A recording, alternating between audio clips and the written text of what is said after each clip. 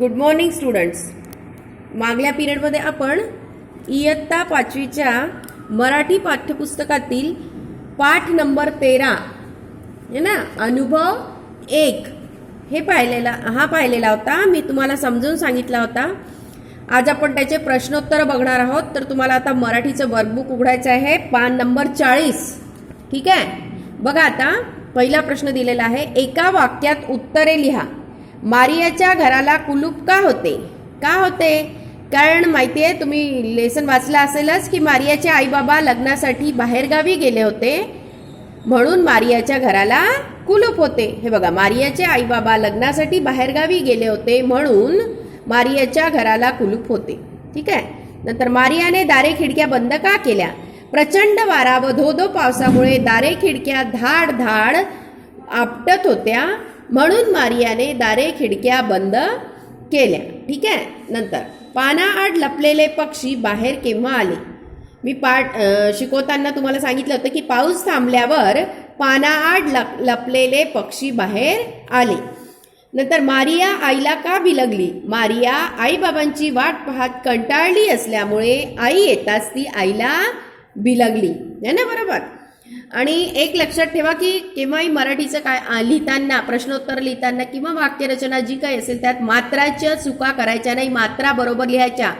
ह्रस्व, दीर्घ ह्या मात्रा अगदी बरोबर लिहायच्या, कारण या मात्रा बरोबर लिहिल्या नाही तर तुमचे मराठीमध्ये मार्क्स कटतात. त्याच्यामुळे मात्रांच्या चुका करायच्या नाही. ठीक आहे विद्यार्थ्यांनो. नंतर जोड्या जुळवा.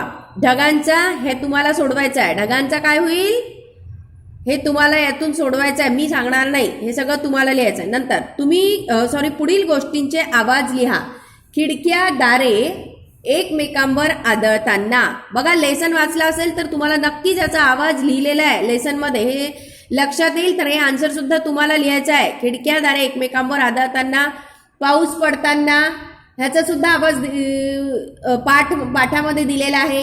पानातून पाणी गळताना हे सुद्धा मी पाठ तुम्हाला समजावून सांगताना हे समजावून सांगितलेला होता. आवाज पानातून पाणी गळतानाचा आवाज. नंतर बेल वाजतानाचा आवाज. बेल वाजतानाचं तर हे तुम्हाला लिहायचं आहे की बेल वाजताना कसा आवाज येतो. ठीक आहे. नंतर रिकाम्या जागी विरुद्धार्थी शब्द लिहून वाक्य पूर्ण करा. पाऊस सुरू झाला. सुरू झाला, सुरूच्या अपोजिट, सुरू झालाच्या अपोजिटचा शब्द काय येईल इथे? काय येईल सांगा बरं? पाऊस सुरू झाला याच्या विरुद्धार्थी शब्द काय येईल इथे? चला सांगा लवकर. तर बघा, पाऊस सुरू झालाचा विरुद्धार्थी शब्द येईल पाऊस. काय येईल? पाऊस बंद झाला ना. पाऊस असं इथे तुम्हाला लिहावा लागेल. ठीक आहे.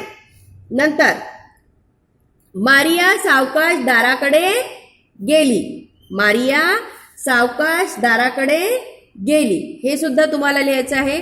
मारिया रिकामी जागा दाराकडे गेली. ठीक आहे. नंतर विरुद्धार्थी शब्द लिहा. यातले लिहायचे शोधून खूप सोपं आहे. चढणे, आठवणे, उंच, बाहेर, स्वच्छ. ठीक आहे. नंतर प्रत्येक दोन प्रकारचे पुढे 2 प्रकारच्या शब्दसमूहांचे गट दिलेले आहेत, ते वाचा. कोणत्या शब्दसमूहाचा अर्थ कळतो व कोणत्या शब्दसमूहाचा अर्थ कळतो व कोणत्या शब्दावरून कळतो ते समजून घ्या. बघा, आता इथे दिलेलं आहे मारियाने कुलूप. आता मला सांगा, मारियाने कुलूप म्हटलं तर तुम्हाला या वाक्याचा काही अर्थ लागला का? नाही लागला. इथे बघा शब्दसमूह टाकलेला इथे. तर मारियाने कुलूप उघडले. बघा इथे लिहिलंय मारियाने कुलूप उघडले. उघडले लिहिल्याबरोबर या वाक्याचं मीनिंग, अर्थ तुमच्या लक्षात आला आणि शब्दसमूहाचा अर्थ कळतो तो शब्द. आणि ज्या शब्दसमूहामुळे वाक्याचा पूर्ण अर्थ कळला तो शब्द म्हणजे कोणता? उघडले. बरोबर आहे ना. मारियाने कुलूप उघडले. उघडले या शब्दसमूहामुळे तुम्हाला पूर्ण वाक्याचा अर्थ नीट कळला, म्हणून शब्दसमूहाचा अर्थ कळलेला शब्द झाला उघडले. बरोबर आहे. नंतर मारियाने दारे खिडक्या, याच्यावरून तुम्हाला काही अर्थ कळला का? नाही. मग बघा, याच्यामध्ये शब्द टाकला, एक शब्दसमूह टाकलेला आहे.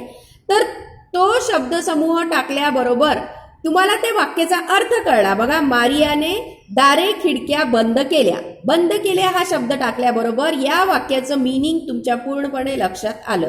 बघा इथे बंद केल्या है ना. नंतर मारिया आईला, बघा इथे सुद्धा मारिया आईला म्हटल्यावर काहीच वाक्याचा अर्थ लक्षात येत नाही. इथे बघा मारिया आईला बिलगली, असं बिलगली हा शब्द टाकल्याबरोबर लिहिल्याबरोबर या वाक्याचा पूर्ण अर्थ तुमच्या लक्षात आला.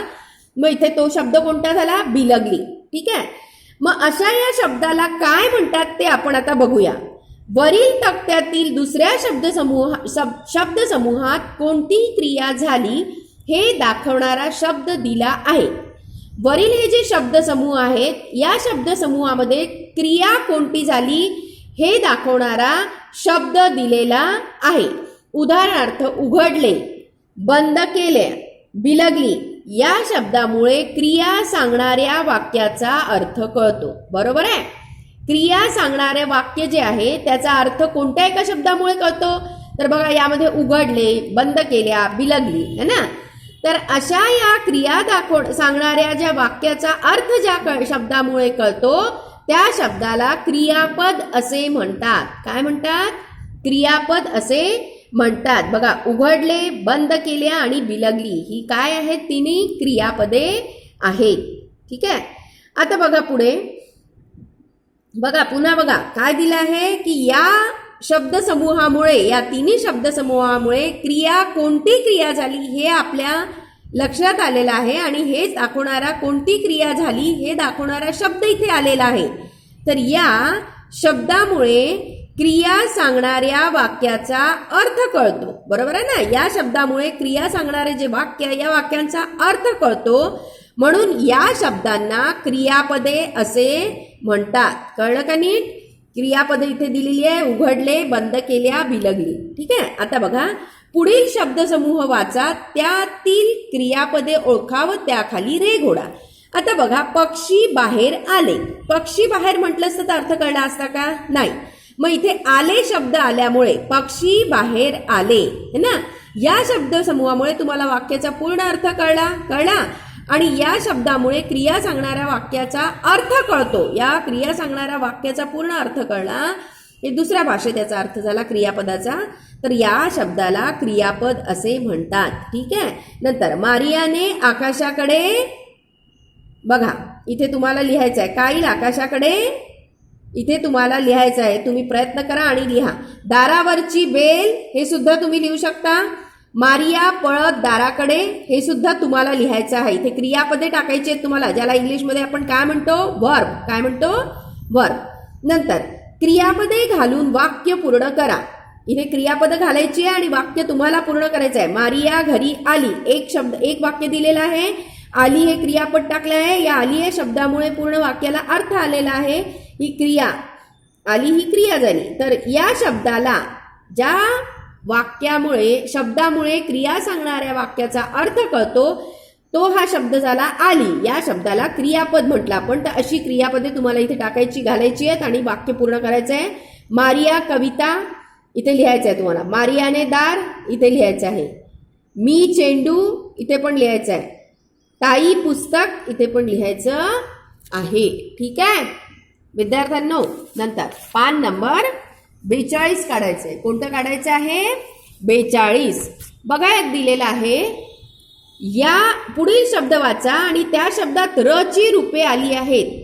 तर ही रूपे तुम्हाला समजून घ्यायची आहे. बघा सूर्य, र म्हणजे ही वरची रफार, हा झाला हे र चं रूप झालं. हे पर्वत, वच्या वर जी रफार दिली आहे हे झालं र चं रूप.